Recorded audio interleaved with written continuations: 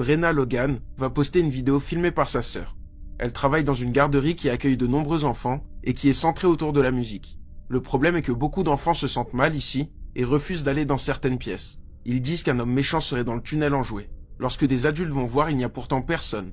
D'autres fois, ils tombent sur des jouets pas à leur place alors que la garderie était fermée. Pendant la pandémie, il n'y avait personne, mais des caméras ont été installées au cas où. Et l'une d'entre elles va filmer ça.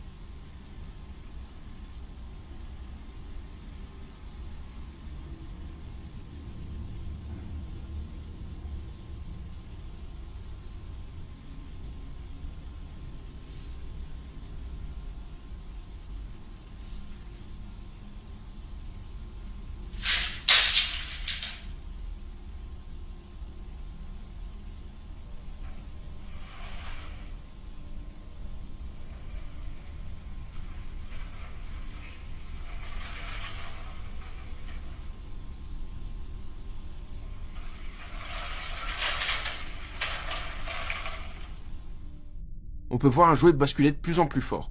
Après ça, une balle se met à rouler au sol, un panier tombe, et un jouet à roulette avance de plus en plus vite. Il se passe vraiment beaucoup de choses, pourtant il n'y a personne, et on ne pouvait pas se déplacer pour ce genre de mise en scène à l'époque. Une garderie a tout à perdre en diffusant ça, donc la vidéo est très crédible, mais difficile de rationaliser ça. Nobody thinks it's real, like it seems like it's doctored footage, but it's not, I swear on my life. Basically, both my sister and my old roommate used to work at this like music school daycare center for kids in the Upper East Side.